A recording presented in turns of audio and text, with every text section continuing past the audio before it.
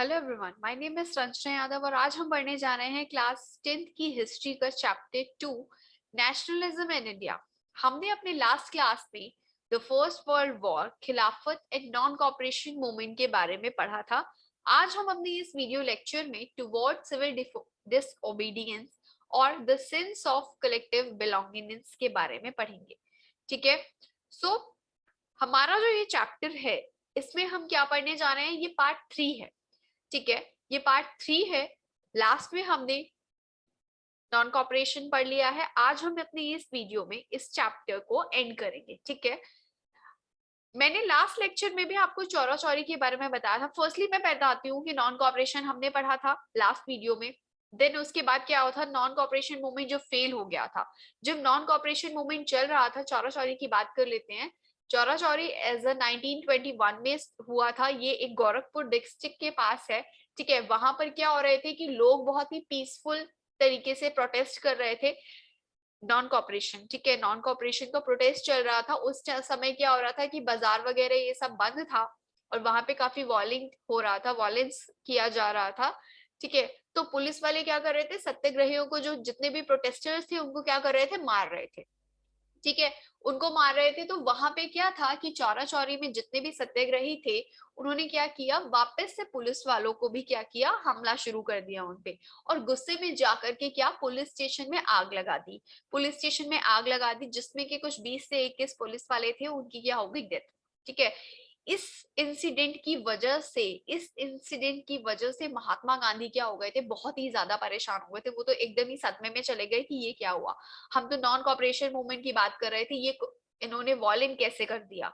ठीक है। हिंसा नहीं करनी थी, कोई भी वॉयलेंस नहीं करना था, नॉन वॉयलेंस करना था, और इन्होंने क्या किया, उसका अपोजिट ही कर दिया।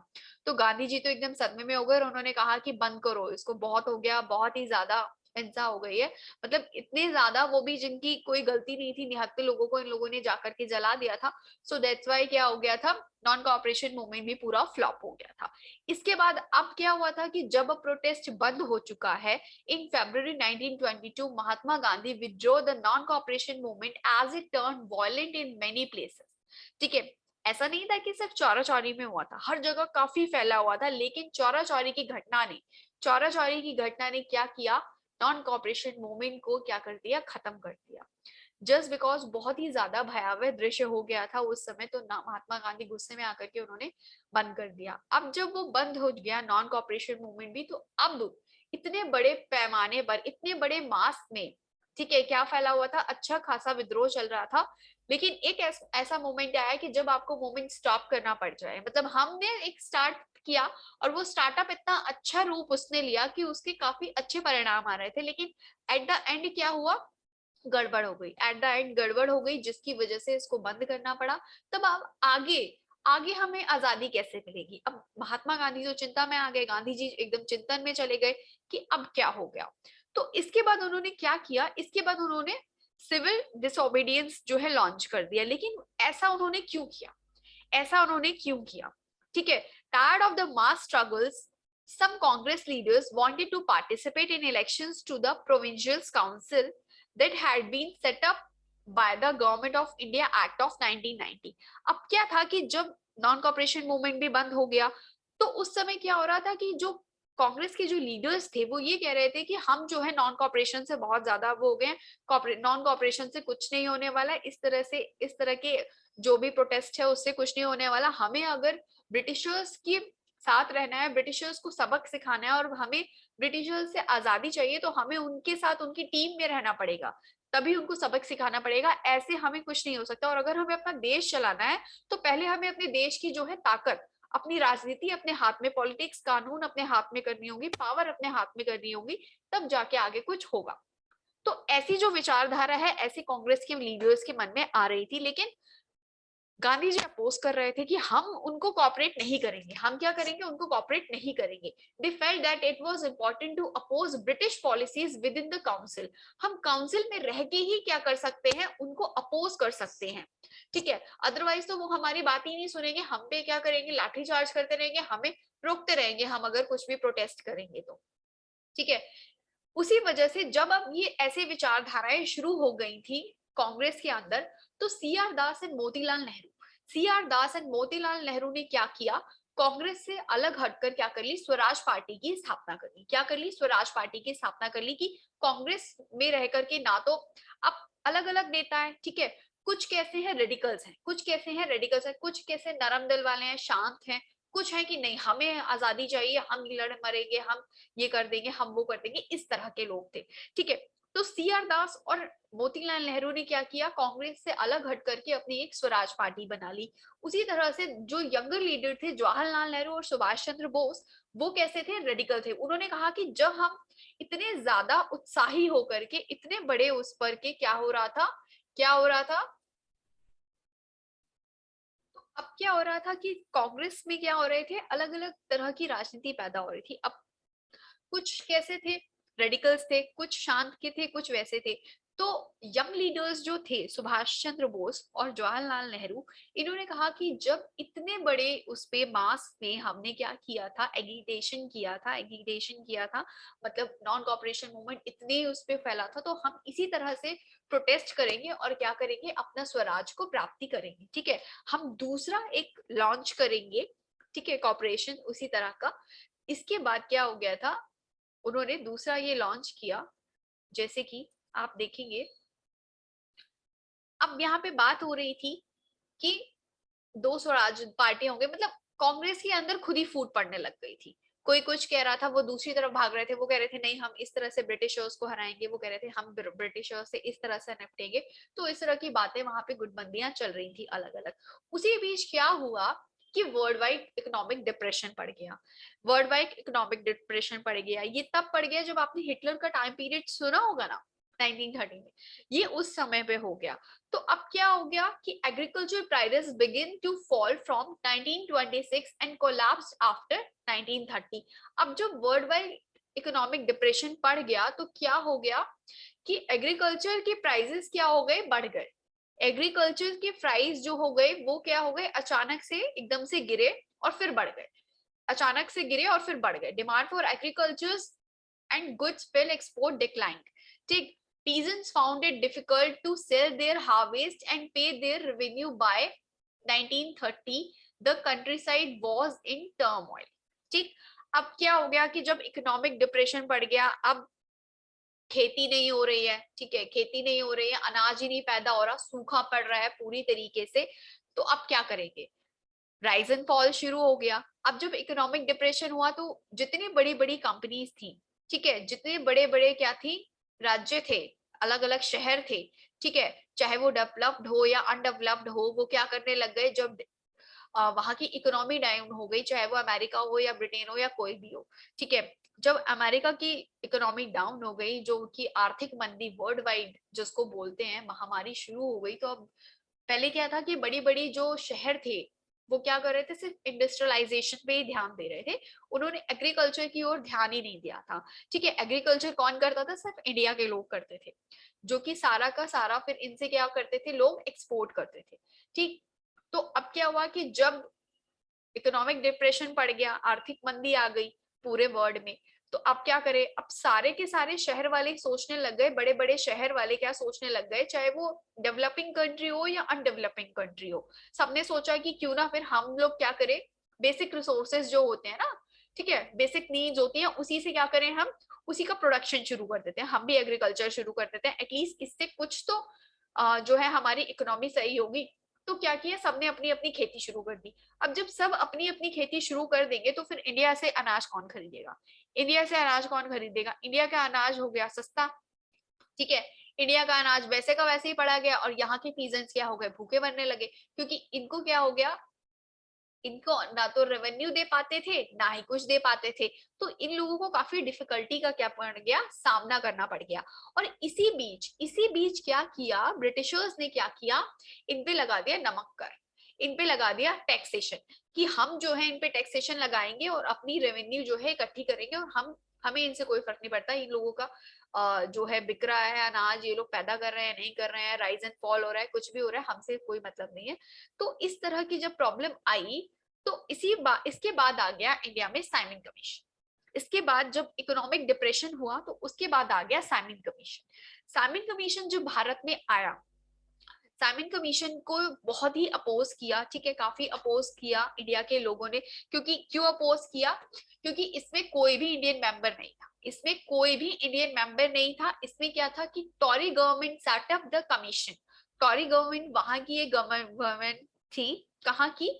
ब्रिटिश गवर्नमेंट थी, वहां का एक जनरल था टॉरी, ठीक है। उसी के नाम पर उसी ने सजेस्ट किया some changes into constitutional system in India, कि हमें अगर इंडिया में रहना है तो वहां का कुछ कॉन्स्टिट्यूशन को क्या करना पड़ेगा, चेंज करना पड़ेगा, टॉरी साइन, ठीक है। तो वहां के जो है उसने ये सजेस्ट किया कि अगर हमें इंडिया में रहना है, इंडिया पे राज करना है, तो वहां का थोड़ा सा लॉ बदलना पड़ेगा। तो उसने इसी की वजह से क्या किया, एक कमीशन सेटअप कर दिया, ठीक है।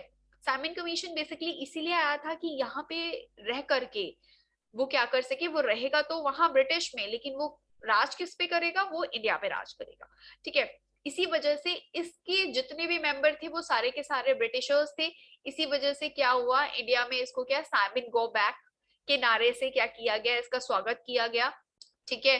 Commission arrived in India in 1928 greeted with the slogan Simon go back, Simon go back, ठीक है। इसी साइमन कमीशन को क्या करते हैं, अपोज करने के लिए, मतलब जब ये साइमन कमीशन आया था, साइमन जब आए थे इंडिया में, तो इन्हीं के मतलब जब इन्हीं के लिए प्रोटेस्ट चल रहा था कि Simon go back, Simon go back, तो लाला लाजपत राय को लाठी लग गई थी और उनकी मृत्यु हो गई थी।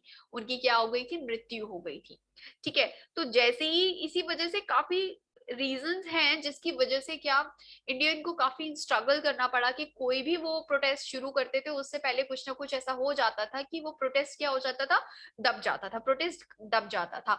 और कांग्रेस और मुस्लिम लीग उन दोनों ने मिलकर भी क्या किया, इसके अपोजिट जो है प्रोटेस्ट शुरू किया, कि नहीं इसमें कोई भी मेंबर इंडियन नहीं है, तो आप हम अपने सारे मेंबर्स को लेकर के हम पे कैसे राज कर सकते हैं, हमारे लिए कैसे लॉ बना सकते हैं, हमें भी तो उसमें शामिल कीजिए ना, एटलीस्ट 1% इंडियन होना चाहिए। तो इसी वजह से क्या हुआ, सामिन कमीशन को भी बायकॉट कर दिया गया। और उसका कैसे स्वागत किया गया, हर जगह पूरी सड़कें जाम कर दी गई, पूरा सब कुछ, जैसे ही वो इंडिया में आए तो सामिन गो बैक के नारे लगने शुरू हो गए। इसके बाद स्टार्ट हुआ डिमांड फॉर पूर्ण स्वराज, कि हमें पूर्ण स्वराज चाहिए ही चाहिए। तो 1928 में जब साइमन कमीशन आया वो वापस चला गया, जब वो वापस चला गया तो फिर क्या हुआ, लॉर्ड इरविन जो थे, लॉर्ड इरविन अनाउंस्ड इन अक्टूबर 1929 अ वेग offer of dominion status for India. उन्होंने क्या कर दिया, डोमिनियन स्टेट के बारे में बोल दिया कि हम जो है एक डोमिनियन स्टेट स्थापित करेंगे। Congress leaders were unsatisfied, specially the radicals, जो रेडिकल्स थे, जो उग्रवादी थे, वो इससे सेटिस्फाई नहीं थे।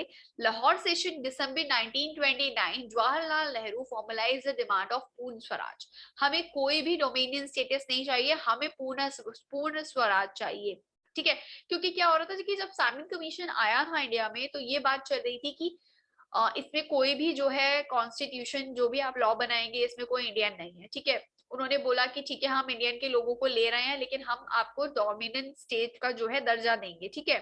तो इंडिया के लोगों ने कहा कि नहीं, हमें डोमिनियन स्टेट का दर्जा नहीं चाहिए, हमें तो पूर्ण स्वराज चाहिए, हमें कोई भी ऐसा एक दो हक नहीं चाहिए कि ठीक है आप थोड़े बहुत हक ले लीजिए, थोड़े बहुत राइट्स ले लीजिए, हम आपको थोड़ी बहुत पावर्स दे देते हैं और आप जो है आइए कॉन्स्टिट्यूशन में और आइए हमारे साथ रहिए। तो इंडिया के लोगों ने बोला, स्पेशली जवाहरलाल नेहरू ने अपने लाहौर सेशन में बोला 1929 में, कि हम जो है हमें पूर्ण स्वराज चाहिए, हमें फुल ऑफ इंडिपेंडेंस चाहिए, हमें छोटे मोटे ये राइट्स से कुछ नहीं होना, देश हमारा है, हम राज करेंगे, तुम कौन होते हो हम पे राज करने वाले।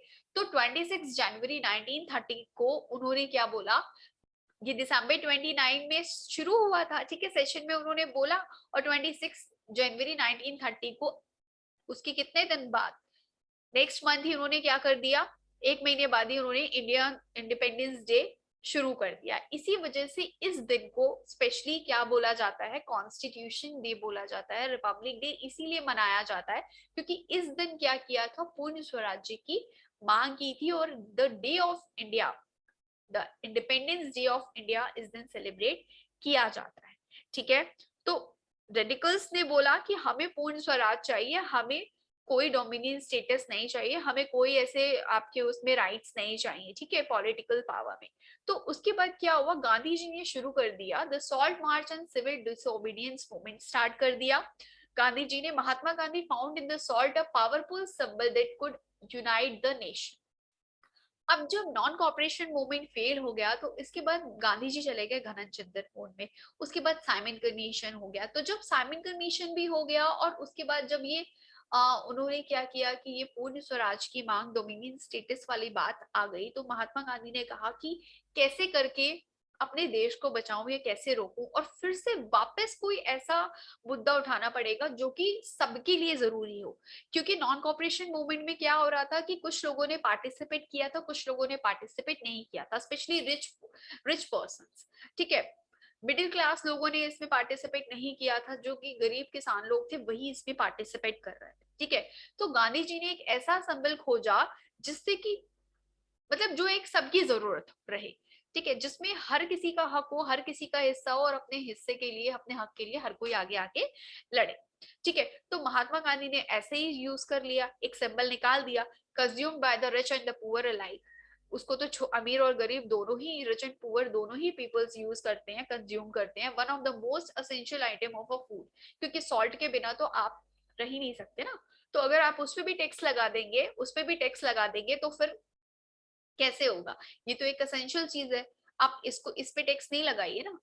The tax on the salt and the government monopoly over its production revealed the most oppressive face of British rule. तो उन्होंने क्या कर दिया, ऑप्रेस करना शुरू कर दिया, ठीक है, कैसे? सिविल। इसके बाद उन्होंने क्या कर दिया, सीडीएम लॉन्च कर दिया। On 31 January 1930 Mahatma Gandhi sent a letter to viceroy Irving starting 11 demands. 11 demands, some of these were of general interest, others were specific demands of different classes from industrialists to peasants. The most strings of all was the demand to abolish the salt tax. Mahatma Gandhi ने फिर जब ये गांधी अरविंद समझौता जिसको बोला जाता है, ठीक है, उन्होंने क्या किया कि 11 डिमांड्स रख दी इरविन के सामने, वॉयसरॉय इरविन के सामने। जब ये वॉयसरॉय आए थे, जब इन्होंने डोमिनियन स्टेट की बात की थी, तो उन्होंने महात्मा गांधी ने उसको रिजेक्ट कर दिया कि हमें कोई डोमिनियन स्टेट नहीं चाहिए, हमें पूर्ण स्वराज की चाहिए। तो उन्होंने क्या किया कि 11 डिमांड्स रख दी, और उसमें सबसे मतलब बाकी सारी चीजें भी थी, लेकिन उसमें ये सॉल्ट टैक्सेशन वाला जो था वो फर्स्ट था, ठीक है, कि इसको आप हटाइए, अदरवाइज मैं क्या करूंगा, मैं एक इससे भी बड़ा, अभी आपने नॉन कॉपरेशन देखा था, अब मैं आपका क्या करूंगा, सीडीएम लॉन्च कर दूंगा, सविनय अवज्ञा आंदोलन, यानी कि सिविल डिसोबीडियंट मूवमेंट लॉन्च कर दूंगा। और इन्होंने क्या किया, इरविन साहब ने क्या कर दिया, Gandhi ji latest was in a way and ultimatum दिया गांधी जी ने इरविन को, if the demand were not fulfilled by 11th March the letter stated the congress would launch a civil disobedience campaign. Irwin was unwilling to negotiate, उसने क्या किया कि negotiate कर दिया, उसने महात्मा गांधी की बात मानी ही नहीं, उसने लेटर को फाड़ा और साइड में फेंक दिया कि अरे ये क्या करेंगे, ठीक है। So Mahatma Gandhi started his famous salt march. कब से स्टार्ट किया उन्होंने सॉल्ट मार्च अपना? 12 मार्च 1930 से लेकर के शुरू किया। किनके साथ? 78 ऑफ हिज ट्रस्टेड वॉलंटियर्स। उन्होंने, महात्मा गांधी ने सॉल्ट मार्च शुरू किया, साबरमती आश्रम से शुरू हुआ, कहां तक? डांडी गुजरात तक गया, और उन्होंने 10 माइल्स डे, मतलब टोटल उन्होंने 24 माइल्स, 240 माइल्स जो है वो क्रॉस किए। और 10 माइल वो क्या चलते थे, डेली चलते थे 10 माइल। डेली वो कितना चलते थे? 10 माइल चलते थे, और उन्होंने 240 माइल्स जो है 24 दिन में पूरे किए।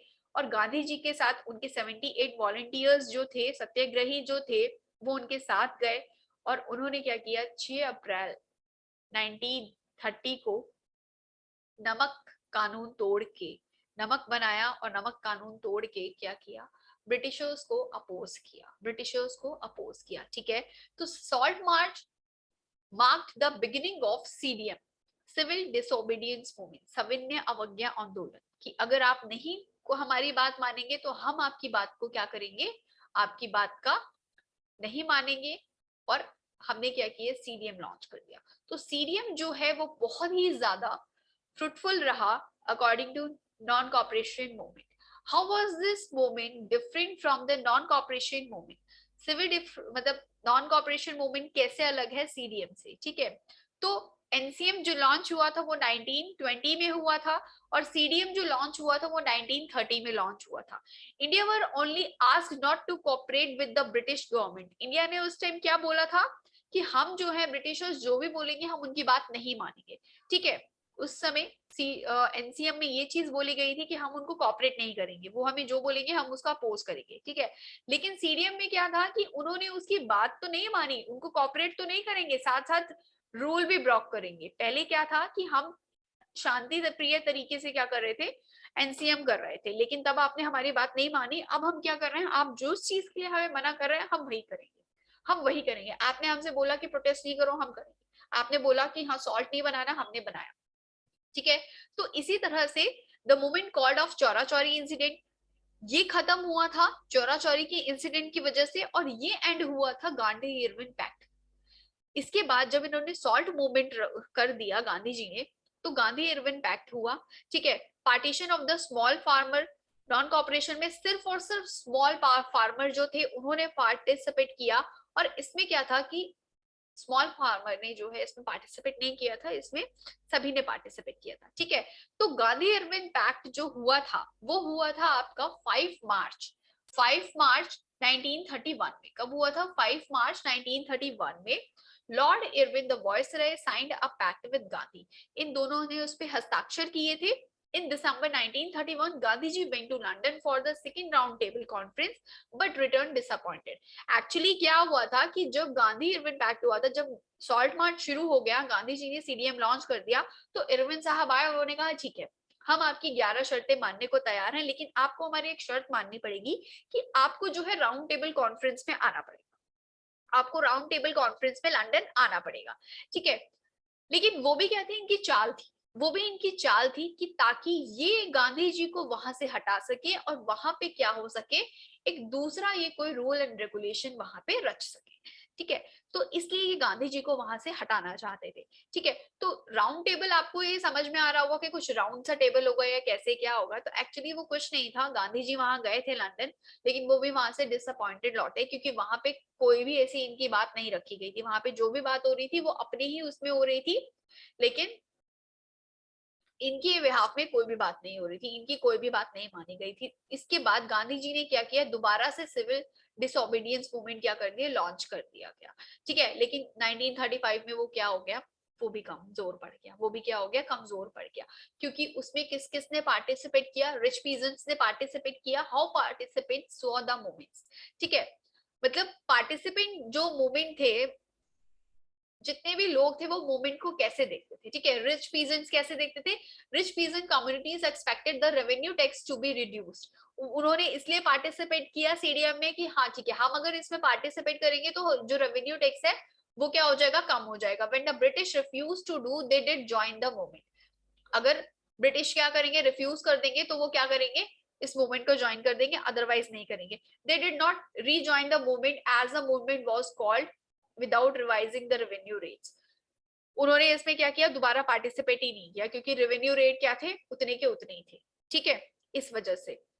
उसके बाद poor peasants, the poor peasant wanted rents of lands to be remitted, कि हमारे जो लैंड्स हैं उसका जो रेंट है वो क्या हो जाएगा, कम हो जाएगा। But the Congress was unwilling to support the no rent campaign due to the fear of upsetting the rich peasants and landlords. तो कांग्रेस ने क्या किया कि उनकी जो रेंट था उसको कम नहीं करवाया। क्यों? क्योंकि ये जितने भी रिच पीजेंट्स या लैंडलॉर्ड्स थे वो उनकी हेल्प करते थे, जो भी ये लोग कमीशन, मतलब जहां पे भी ये लोग क्या करते थे, पत्राचार करते थे, जितने भी ये लोग रैलियां कर रहे थे, ठीक है, ये सारी चीजों का खर्चा कौन करते थे, रिच पुअर, रिच पीजेंट्स करते थे और लैंडलॉर्ड्स करते थे। इस वजह से कांग्रेस ने क्या किया, पुअर पीजेंट्स के रेंट्स को कम नहीं करवाया, ठीक है। फिर जो बिजनेस क्लास था उसने किया, after the war the huge profit were reduce, wanted protection against import of foreign good. उनको लगा कि ठीक है जब ये लड़ाई खत्म हो जाएगी तो उसके बाद जो प्रॉफिट है उसका वो कम हो जाएगा, और जितना भी ज्यादा ये प्रोटेक्शन हो जाएगा फॉरेन गुड्स का वो उनके पास आ जाएगा, ठीक है। लेकिन ऐसा कुछ भी नहीं हुआ। The spread of militant activities worries of prolonged business disruptions, growing influence of socialism among us, the young Congress forced them not to join the movement.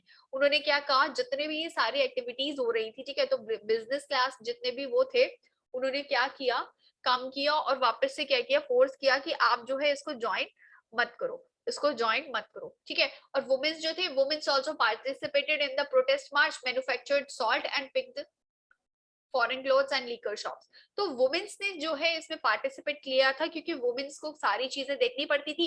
उन्होंने मार्च में भी प्रोटेस्ट किया, मैन्युफैक्चरिंग के सॉल्ट में भी वो परेशान रहती थी कि अगर सॉल्ट का वही कम नहीं होगा तो हम कैसे खाएंगे, ठीक है। तो उन्होंने क्या किए थे, फॉरेन क्लोथ्स को भी जो है बहाना शुरू कर दिया था, उसका भी क्या पिकन शुरू कर दिया था, लीकर शॉप्स को भी इन्होंने प्रोटेस्ट करना शुरू किया।